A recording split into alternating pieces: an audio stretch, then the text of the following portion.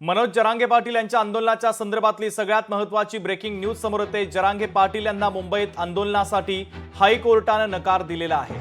आझाद मैदानामध्ये आंदोलन करण्यास आता त्यांना मनाई करण्यात आली, तर नवी मुंबईत खारघर किंवा अन्यत्र परवानगीची मुभा कोर्टाने दिलेली आहे।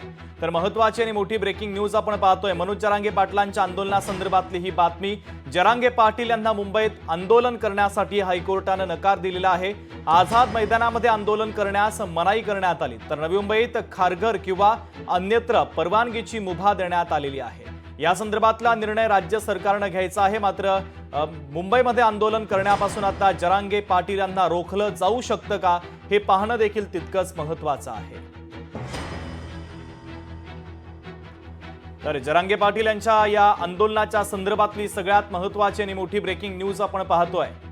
जरांगे पाटील यांना मुंबईत आंदोलनासाठी हायकोर्टाने नकार दिलेला आहे। आझाद मैदानामध्ये आंदोलन करण्यास मनाई करण्यात आलेली आहे। नवी मुंबईत खारघर किंवा अन्यत्र परवानगीची मुभा देण्यात आलेली आहे। तर मराठा आरक्षणाच्या संदर्भात आता जरांगे पाटील आपल्या भूमिकेवरती ठाम असल्याचं देखील पाहायला मिळत आहे। आणि या सगळ्या संदर्भात चर्चा करण्यासाठी स्वतः मराठा आंदोलक मनोज जरांगे पाटील आपल्याशी जोडले जातात। आपण त्यांच्यासोबत थेट चर्चा करूया, संवाद साधूया। मनोजजी, स्वागत आहे लोकशाही मराठीमध्ये तुमचं। कोर्टाचा आजचा निकाल अत्यंत महत्त्वाचा आहे। तुम्हाला आंदोलनासाठी, मुंबईत आंदोलनासाठी हायकोर्टाने स्पष्टपणे नकार दिलेला आहे। आणि नवी मुंबईमध्येच तुम्हाला जर सभा घ्यायची असेल किंवा आंदोलन करायचं असेल, तर नवी मुंबईचा पर्याय उपलब्ध करण्याच्या सूचना देखील त्यांनी राज्य सरकारला दिलेल्या आहेत। तुमची पहिली भूमिका महत्त्वाची आहे। न्याय देवता आमच्याशी पण नाही करत, त्यांची बाजू ऐकून घेतली। न्याय देवता आमच्याशी नाही, काय असतं बघा, त्यांची बाजू मांडली पण आम्हाला पण आमची बाजू मांडण्याचा अधिकार आहे। अगदी अगदी। आणि तेवढाच गोरगरीब जनतेला आधार आहे। न्यायालय, न्याय देवता हेच गोरगरिबांचा आधार असतो। सरकार ज्यावेळेस ऐकत नाही त्यावेळेस सरकार मान्य न्याय देवता गोरगरिबांचे घराणं लोकशाही मार्गाचं, कायदेशीर मार्गाचं ऐकून, आणि ते आमचं सुद्धा घेणार। आमची वकिलाची टीम मान्य न्यायालयात जाणार आहे, त्याबद्दल मी आता काही बोलणार नाही। परंतु जे आम्हाला माहिती मिळाली की न्यायालयानं कुठेही नाकारलेलं नाहीये। न्यायालयानं सरकारला सांगितलं, त्यांनी नवीन काहीतरी कायदा काढला होता अचानक 2-3 दिवसात काढलाय, आणि लगेच काल का काय लगेच याचिका पण दाखल झाली। आम्हाला किंवा माझ्या वकिलांना दिली नाही सरकारनं, सांगितलं नाही। आम्ही लिखी निवेदन परवानगी दिली आहे या अगोदर 2-3 महिन्यापूर्वी। इतके दिवस नाही ना, आता हा निर्णय घ्यायच्या टायमाला काय डाव साधला सरकारनं, हे जाणून बुजून सरकारनं केलेलं आहे। त्यामुळे न्याय देवता आमच्या विश्वाचे न्यायालय आम्हाला न्याय देईल। मान्य न्यायालयाने सांगितलंय की 2025चा कायतरी कायदा तयार केला आता त्यांनी 2-4 दिवसात, त्याच्या एकूण परवानगी द्यावी। म्हणजे ते सरकारकडे आता द्यायचं एकाने सरकार ठरवणार आहे। आता देवेंद्र फडणवीसांना आम्हाला परवानगी द्यावीच लागणार। अगदी। जरांगे पाटील, यामुळे मुद्दा महत्त्वाचा असा उपस्थित होतो, जर हायकोर्टाने सूचना दिल्या आणि राज्य सरकारने हायकोर्टाचं म्हणणं ऐकलं, तर तुम्हाला मुंबईत येण्यापासून रोखलं जाऊ शकतं। त्यानंतरचा तुमचा पुढचा प्लॅन नेमका काय आहे? जर तुम्हाला मुंबईत येण्यापासून पोलिसांनी रोखलं, तर जरांगे पाटील आपल्या आंदोलकांसह काय करणार? पोलीस बांधवही रोखू शकणार नाहीत, आम्हाला न्याय देवताही रोखणार नाही। कारण लोकशाही मार्गाने शांततेत आंदोलन, शांततेचं आंदोलन इंग्रजांच्या काळात सुद्धा रोखलं नाही, इंग्रजांनी सुद्धा। तर देवेंद्र फडणवीस सरकार इंग्रजांपेक्षा इतकं वाईट त्यांना वागायचंय का, हाही प्रश्न राज्यासमोर उभा राहणार आहे।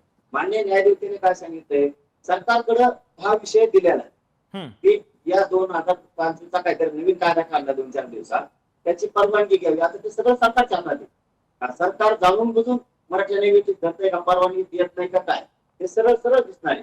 कारण मला वाटतं 26 कालच कायदा काढलाय तो, आजच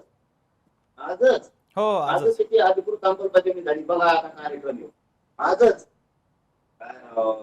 इतकं फडणवीस साहेब करायचं नसतं गोरगरिबाला। आज तुम्ही कायदा त्यात काढता, त्यात लागू करता, सगळं त्यात तुम्ही कुठाने करायला लागला, हे चांगलं नाही तुमच्यासाठी फडणवीस साहेब। मनोजी, सातत्यानं देवेंद्र फडणवीसांच्या नावाचा तुम्ही उल्लेख करता। भारतीय जनता पक्षाच्या वतीनं तुमच्यावर अनेक आरोप देखील करण्यात आले। तुम्ही मुख्यमंत्र्यांच्या आईचा उल्लेख केला होता। मुख्यमंत्री देवेंद्र फडणवीस यांच्यावरच मनोज जरांगे पाटलांचा राग नेमका काय आहे? त्यांच्या आईबद्दलचा शब्द आम्ही ताबडतोब मागे घेतला। मी ते बोललेलोच नाही, आताही मी ते सांगतोय जाहीरपणाने, ते बोललेलोच नाही। ते आमची ग्रामीण भागात बोलता बोललेलो आहे, आम्ही त्यांच्या आईला बोललेलोच नाहीये, तरी आम्ही तो शब्द मागे घेतला. पण मग आमचा एक प्रश्न आहे, आमच्या आईला हल्लं तेव्हा तुम्ही पोलिसांकडून बोलले की का भारतीय जनता पार्टीचे कोण लोक आहेत त्यांना ते दिसत नाही का जात मोठीच नाहीये, पक्षाचा नेताच तुमच्यासाठी मोठा आहे, जात मोठी नाही. हे बघा ते आता होत राहील. त्याबद्दल ते शब्द आम्ही मागे पण घेतला आहे. फडणवीस साहेबांना का बोलतो तर या अशीच चालेल, पोलिस बघून घेते मराठ्यांना धमक्या द्यायच्या, ओबीसीसाठी लढणार म्हणायचं. आता या अचानक त्यांचे महाधिवक्ता उभा राहणार, काय सिस्टम आहे? रचित याचिका दाखल करणार, सकाळी लगेच महाधिवक्ता त्यांचा उभा राहणार, काय सिस्टम आहे? आम्हाला नोटीस नाही, मला नाही, माझ्या वकिलाला नाही, लेखी निवेदन दिलेलं माहित नाही, तेव्हा सांगायचं आम्हाला अमुक अमुक आहे तमुक आहे, केलं असतं आम्ही निघायच्या टायमाला तुम्ही करणार. म्हणजे हे मराठ्यांचा खेळ आहे. मुद्दाम मराठ्यांना तुम्हाला आरक्षण द्यायचं नाही. आता तुम्ही रडका डाव खेळायला लागला, हे देवेंद्र फडणवीसांचं सिद्ध झालेलं आहे. पण माननीय न्यायालयाने सांगताना सांगितले की आता त्यांना परवानगी 2025च्या कायद्यानुसार द्यावी. मग आता सरकार आम्हाला परवानगी देणार का नाही? न्यायदेवतेने सांगितलं द्यायचं. आता हे फडणवीस साहेबांवरती आता सिद्ध होणार आहे. फडणवीस साहेब इंग्रजाचा नियम चालवते का हिंदुत्वाचे नियम चालवते का मराठ्यांच्या लेकराचं वाटोळ करायचंय का नाही, हे आता सिद्ध होणार आहे. त्यांनी परवानगी नाकारतात का देतात आता हे सरकारच्या हातात आहे. आणि मुद्दाम जर नाकारली तर फडणवीस साहेब मराठ्यांचे मारेकरी हे सिद्ध होणार. अगदी मनोजजी, मात्र महत्वाचा मुद्दा असा आहे की आता सध्या मुंबईमध्ये गणपती उत्सव सुरू होतोय आणि अवघ्या महाराष्ट्राला माहिती आहे मुंबईच्या व्यवस्थेवर ताण असतो, कारण महाराष्ट्राच्या बाहेर भारतभरातून लोक हे भाविक भक्त गणपती बघण्यासाठी मुंबईमध्ये आलेले असतात. आधीच व्यवस्थेवरती ताण आहे आणि त्यात मराठ्यांचं वादळ मुंबईमध्ये येत आहे. म्हणून सरकारच्या वतीने देखील तुम्हाला विनंती करण्यात आली होती, तरी देखील तुम्ही निर्णय बदलला नाही. विनंती करायची गरज काय? देवाच्या आडून सणावाराच्या आडून तुम्ही असे वार कवर करणार गोरगरिबांवरती? आम्ही हिंदू नाहीत का? 4 महिन्यापूर्वी सांगितलं आम्ही. उलट देवेंद्र फडणवीसांच्याच विषयी महाराष्ट्रात आणि मुंबईत नाराजी लाट की 4 महिन्यापूर्वी हे लोकांना माहितच नव्हतं. 4 महिन्यापूर्वी आम्ही तारीख डिक्लेअर केली, फडणवीस साहेबांना फोन करून सांगितलंय आम्हाला मुंबईला यायचं नाही, तुम्ही आमच्या मागण्याची अंमलबजावणी करा. हे लोकांना माहित होतं, तेव्हा सांगितलं तेव्हा लोकांना माहित झालं. लोक म्हणजे देवेंद्र फडणवीस मुद्दाम करायला. जर आता देवाचं कारण सांगायला लागली, देवाच्या आडून विनाकारण सणावारांचं, देव बाप्पाचं कारण सांगायचं, गणपती बाप्पाचं कारण सांगायचं आणि 4 महिन्यापूर्वी सांगितलं होतं म्हणतात लोक, म्हणजे जाऊन बघून देवेंद्र फडणवीस करायला. आणि मान्य न्यायालयाने पण सांगितलं ना 2000 कायद्याची जी आहे ती परवानगी घ्या, ती सरकारच्या हातात आहे.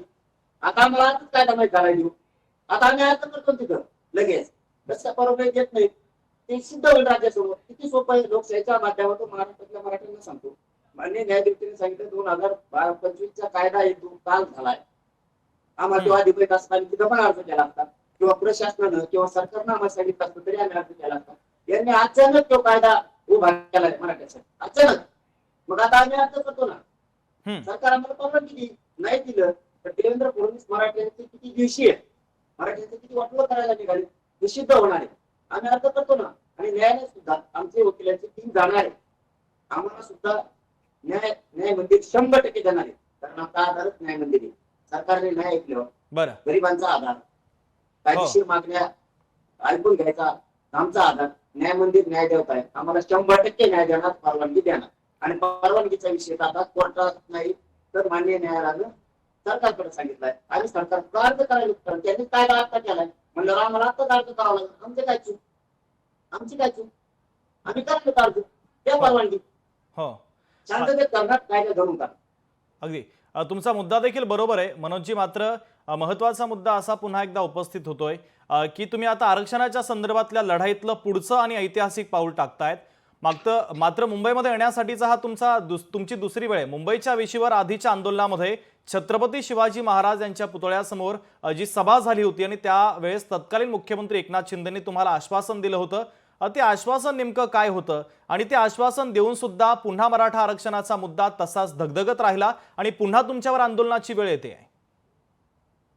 आता फडणवीस साहेबांचं असं त्यांना मराठा मोठा तो त्यामुळे ते कोणालाच काम करतो. आधी दादा पवारांना काम करून देतात ना, साहेबांना करून देतात ना, भाजपमधल्या मंत्र्या खासदारांना काम करून देतात ना, आमदारांना काम.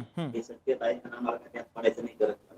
परंतु आता तुम्ही येत ना, तुम्ही त्यावेळेस काय म्हणले होते मला, एका मोठ्या व्यासपीठावरती तुम्ही गेले होते चॅनलच्या, त्यावेळेस फडणवीस साहेब काय बोलले होते, मी बोललो होतो शिंदे साहेबांना काम करू देत, तर त्याच्यावर उत्तर दिलं त्यांनी फडणवीस साहेबांना हो. की मी अडवत नाही, मी अडवत असतो शिंदे साहेबांनी सांगावं. आता कोणी सांगत असतं का? हम्म. तरी आम्ही ग्राह्य धरलं थोड्या दिवसासाठी. चला ठीक आहे, फडणवीस साहेब मध्ये अडवत नाही तर नाही अडवत, झालं नाही का? आता तर तुम्ही येत ना, हम्म. आता तर 8 महिने झालं तुम्ही येत, झालं सिद्ध. तुम्ही देत नाहीये, आरक्षण मराठी हक्काचं असून कायदेशीर असून राष्ट्र मागण्या असून तुम्ही देत नाही. हो. मग आम्हाला आता लक्षात आलं, परवानग्याला आल्या पडता, पुढं उलट्या उलट्या भाषा करता, भाषा मराठ्यांच्या विरोधात वापरता, हे काम करताय. आता लक्षात आलं, त्यावेळेस तुम्ही करू देत नसताना आता तुम्ही तुम्ही जर केलं असतं ना, आम्ही 100% बोललो असतो की नाही नाही, त्यावेळेस शिंदे साहेबांनीच केलं नाही राव, फडणवीस साहेबांना आपलं आरक्षण दिलं, बोललो हो. असतो आम्ही. तुम्ही देत नाही, त्याचा अर्थ 40 तुम्ही स्वतः आजही तुम्हाला देश मराठ्यांचा, मराठीचे लेकर तुम्हाला मोठी होऊ द्यायचे नाही. काय केलं माझ्या गरीबाच्या पोरांनी फडणवीस साहेबांनी? आता कळत ना, मान्य न्यायालयाने सांगितलं ना, 2025च्या कायद्यानुसार जो आजच तयार झालाय, मराठीचा कन्फ्युजन झालं, कस काय नाकारली, कस काय नाकारली, काहीतरी 2025चा मराठ्यांनो त्यांनी कायदा काढलाय आता अचानक आजच, आणि आजच ही याचिका दाखल झाली, आजच निर्णय पण झालाय. आपल्याला माहितच नाही, आपण हो. त्या परवानगी द्यायच्या सगळे विभागाला दिलेल्या टोटल, एक बी आपण ठेवलेली नाही. आता त्यांनी मग पुढे हे नवीन काढलं, तुम्ही ही परवानगी नाही काढली 2025च्या कायद्यात, कायद्यात माहित नाही काढा. आता दाखवा आमचे लगेच कुठे जाणार आहे? अगदी मनोजी मात्र सगळे मुंबईची टीम उभा राहणार. हो. परवानगी सरकार देतंय का नाही? आता सरकार हो. कळत उघड पडणार. मराठ्यांचं विरोधी सरकार फडणवीस आहेत की नाही, मराठ्याचा देश त्यांना आहे का नाही, परवानगी देत का नाही, शांतते देतो नाही. कारण दादा शेवटचा मुद्दा सांगतो, तुम्ही मोगाशी काढला होता तो गर्दीचा विषय. आम्ही सरळ म्हणतो लोकशाहीच्या माध्यमातून मुख्यमंत्री साहेबांना आणि सरकारला पण, आम्ही अडवुके नाहीये, आम्हाला गर्दी करून तिथं अडथळा आणायचा नाहीये, म्हणून आम्ही सांगितलं 26 द्या आवडच्या, तरी तुम्ही दिला नाही हरकत नाही. तरी आमची लोकशाहीच्या माध्यमातून तुम्हाला विनंती का आम्हाला एक मार्ग द्या, 1000 मार्ग आहेत तिथं, एक मार्ग द्या, आम्ही डायरेक्ट आझाद मैदान मारलं आणि आम्ही आपलं शांततेत तिथं बसतो. लोकशाही मार्गाने सगळे नियम कायद्याचे आम्ही पाळतो, आम्ही तिकडून जातो. आम्ही आपण अपघात जाऊ नसतो, अजिबात जमत नाही, आम्हाला मधूनच जायचं मुंबईतून, तुमच्या ज्या मुंबईत काही आम्ही आमच्या भूमिकेत येत का, याच्यापेक्षा काय पाहिजे आणखी सरकारला. पण आम्ही येणार आहे, उद्या मी सकाळी 10 वाजता निघतोय मुंबईला, आम्ही येणार. अगदी जरांगे पाटील मात्र तो प्रश्न अनुत्तरित राहतोय की ज्यावेळेस तुम्ही मागच्या वेळेस मुंबईमध्ये आला होता, नवी मुंबईमध्ये आला होतात, त्यावेळेस सरकारनं तुमच्यासोबत चर्चा केली, ती चर्चा निष्फळ ठरली होती का? आणि जर तुमच्या आश्वासनांची पूर्तता झालेलीच नव्हती तर तुम्ही नवी मुंबईतून माघारी का गेला? कारण अवघ्या मराठा समाजामध्ये किंबहुना महाराष्ट्रामध्ये त्यामुळे संभ्रम निर्माण झालाय की जरांगे पाटलांनी आंदोलन अर्ध्यावरती सोडलं होतं की काय? नाही, समाजाला माझ्या माहिती संभ्रम नाहीये. ते राजकारणाचे तयार लोक असतील त्यांना राजकीय बाप मानते, ते जातीला बाप नाही मानते, त्याच्यामुळे त्यांनी संभ्रम निर्माण केला. पण माझ्या मराठ्याला माहिती होतं मी वाईट पाऊल उचलणार नाही. समाजासाठी मी 4 पावलं मागे सरकून पुढे सरकून समाजाच्या पदरात 58 लाख मुली 3 कोटी मराठी आरक्षणात घातले. 70 वर्षात जे जे केलं ना ते केलंय आपण. उपाशी तापाशी राहून त्यांच्या लेकरावासाठी झटकली. समाजात संभ्रमच नाहीये. 2012 कायद्यात पुष्टी करणं गरजेचं होतं. आपल्याला ओबीसी आरक्षणात जायचंय हे मराठ्याला कळतंय. त्यावेळेस ओबीसी आरक्षणात दुरुस्ती झाली. त्यांनी 6 महिन्याचा वेळ मागून अंमलबजावणीसाठी 6 महिने वेळ द्या म्हणले आणि ती प्रक्रिया होती, द्यावाच लागत होता. तेवढ्या हरकती घेणं, ते करणं, या गोष्टीची आवश्यकता होती. म्हणून ती गोष्ट आम्ही तिथून माघारी आलो. आमची फसवणूक झाली ना, पण 6 महिन्यात अंमलबजावणी न केल्या त्या हरकती माझी एक गोष्ट देण्यात आली. आता ते आमची सगळ्या स्वराला हरकती मागितल्या होत्या. मनोजी आता तसं काही होणार नाही, आता तसं काही होणार नाही याची शाश्वती तुम्ही देताय का महाराष्ट्राला की आरक्षण घेऊनच तुम्ही माघारी जाणार? समाजालाच माहिती दादा, समाज माझा इतका मायाळू इतका हेतू समाजालाच माहिती. असं पूर्व इतकं इमानदारीनं लढतंय, मी मॅनेज होत नाही, फुटत नाही आणि म्हणून तर येऊन झालं आता फडणवीस माया टाकेत ना. मी मॅनेज झालो, फुटलो, त्यांना ताण नाही ना, आम्ही फुटत नाही ना जातीसाठी. जातीला बाप माय बाप मानलाय मी, वर्ग म्हणून काम करतोय. म्हणून तर येत आहे ना, परवानग्या द्यायच्या नाही, पोलिसाला दाड लावायचं, आमच्यावर हल्ले धरून आणायचं, अंतरवाली पोरावर लाखो केसेस करायच्या. मी मॅनेज होत नाही म्हणून ते मराठी म्हणत नाही, हातात नाही पडतोय. मराठी हाक मारली की मी बरोबर टप्प्यात जातो. आता अंतिम निर्णय टप्पा आहे. आता मागा आता आरक्षण घ्यायचं, त्याच्याशिवाय मागं हटायचं नाही. आता मात्र परवानगी नवीन कायद्यानुसार मुख्यमंत्री फडणवीसांच्या हातात आहे.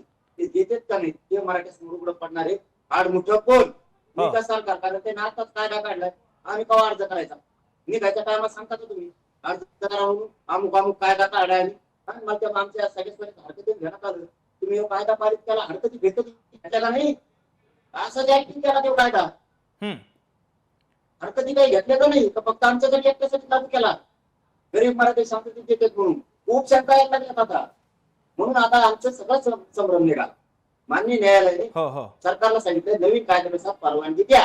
आता आम्ही अर्ज करतोय आणि मुंबईकडे पण निघालो उद्या. ठीक आहे. अगदी तुम्ही आता निर्धार तरी पक्का केलेला आहे, मात्र सरकार वारंवार सांगतंय की कोर्टामध्ये जे टिकेल, कायद्याच्या चौकटीमध्ये जे बसेल ते आरक्षण दिलं जाईल. मात्र जरांगे पाटील यांना मराठ्यांसाठी ओबीसींच्या कोट्यातूनच आरक्षण का पाहिजे? दादा, कोर्टात टिकणारा शब्द वापरला तुम्ही हेच म्हणणं आहे. हम्म. 10% आरक्षण दिलं ते मागास सिद्ध करून दिलं, ते 50% हात तुम्ही घ्यायला पाहिजे होते. त्यामुळे देवेंद्र फडणवीस वरती हमेशा ते आमचं उडणार टिकणार न टिकणारच आरक्षण देते. हम्म. आम्ही टिकणार कोणचं मागतोय? त्यावेळेस फडणवीस साहेबांनी गिरीश महाजन साहेबांना पाठवलं, हम्म. मंत्र्याला घेऊन जाईल मोठ्या हातवाले. त्यांनी सांगितलं बाबा जरांगे पाटील महाजन साहेब म्हणले, गिरीश महाजन साहेब हो की तुमची मागणी मराठा आणि कुणबी येते, कायदा पारित करायला जरांगे पाटील साहेब आधार लागतो. त्याशिवाय कायदा पारित होत नाही. आम्ही समिती गठीत करतो हो आणि मग काय त्याला आधार होईल. 58 लाख मंदीचा आधार झाला. आणखी किती पाहिजे? 3 खंड समितीला दिलेत त्यांना, हम्म. गिरीश स्वीकारले त्यांनी. मराठा कुणबी कायदा पारित होऊ शकतो. आणि दुसरं कायदे टिकणारं ओबीसीतलं आमचं आरक्षण जे म्हणतो गॅजेटियर सरकारी नोंद मराठवाड्यातला मराठा हा कुणबी हम्म. गॅजेटियर लागू करायला काय हरकत? बॉम्बे गव्हर्नमेंटचं, सातारा संस्थांचं, हम्म. पश्चिम महाराष्ट्राचं सगळं आरक्षणात जातं. कायदा टिकणारं आरक्षण आहे, ते द्यायचं जीवावर आले. सरकारला कळालंय मराठी ओबीसी आणि टिकणाऱ्या आरक्षणातून त्याच्या नोंदी आहे, म्हणून त्याच्या जीवावर आले द्यायचं. आता ते रटका डाव खेळायला लागले हो आणि हे मराठी डोळे केलं. त्याच्यामुळे मराठी मुंबईकडे निघाले. मराठीला सांगतो, माय बापू हात जोडतो, पक्ष बघू नका. हो चंद्रसूर आहे तो लेकराचं कल्याण होणार आहे. नेता मोठा करून तुमच्या पोराबाळाचं कल्याण होणार नाही. 10 रुपये काय तेला मेला देत नाही आपले संसार आपल्याला म्हणून खावं लागतं. लेकरं बाळा मोठे करा, अधिकारी बनवा, सुखी समाधानी बनवा. शेवटचा निर्णायक टप्पा आहे आता. एकाने सुद्धा घरी राहू नका. सगळे मुंबईकडे शांततेत निघा. एकाने दगडांचा करायची नाही. मी तुम्हाला शांततेत आरक्षण देतो. तुम्हाला आरक्षणाची देणं घेणं आपल्याला उच किती आहे, आपण राय किती आहे, अजिबात दगड उचलायचा नाही. मीडियात कोणालाही टार्गेट करायचं नाही. सरकारशी चर्चेला कोणी जायचं नाही. शांतपणे फक्त कायद्याच्या नियमानं सगळे नियम पाळून कायद्याचे कोर्टाचे जे असते संविधानाचे त्याच्यात शांततेत करायचं. आमरण उपोषण आपलं जगाच्या पाठीवर कोणीही रोखू शकत नाही. मुंबईकडे चला. ठीक आहे. मनोजजी, सरकारला दिलेला अल्टिमेटम, तुम्ही जो अल्टिमेटम दिला होता तो संपलेला आहे. शेवटचा प्रश्न, मुख्यमंत्र्यांचे ओएसडी सकाळी तुम्हाला भेटले, नेमकी काय चर्चा झाली? चर्चा झाली, चर्चातून झाली राव दादा, काय सांगावं तुम्हाला. ते आले जे मीडियात उठून काढा, त्यांच्यावर ते बिचारा नवीन होतं का काय कारण आपलं ठिकाण पळालं. ते घाबरून गेलं, काय उत्तर देवाच कळणार. मग विचारलं, मग आम्हीच सांगितलं त्याला की मुख्यमंत्री साहेबाला सांगा बाबा आम्हाला आणखी मुंबईत यायचं नाही. कशाच्या देवाच्या आडून कशाला आमचं वाटोळं करतात? देव आमचा पण आहे, आम्ही पण हिंदू धर्माचे सगळे संस्कार पाळतो. आमच्या लेकराला आरक्षण द्या सांगतो म्हणे. ते गेले सांगायला, येते सांगायला पुन्हा काय झालं काय नाही. अगदी जरांगे पाटील, तुम्ही निर्धार केलेला आहे, उद्या तुम्ही मुंबईकडे कूच करतायत. मराठा आंदोलकांना घेऊन तुम्ही मुंबईमध्ये धडकणार आहात असा निर्धार देखील तुम्ही केलेला आहे. तुर्तास तुम्ही लोकशाही मराठीसोबत संवाद साधला, तुमची भूमिका पुन्हा एकदा महाराष्ट्रासमोर मांडली, त्याबद्दल धन्यवाद. धन्यवाद दादा. लोकशाही मराठी ऐका, पहा, जागरूक रहा.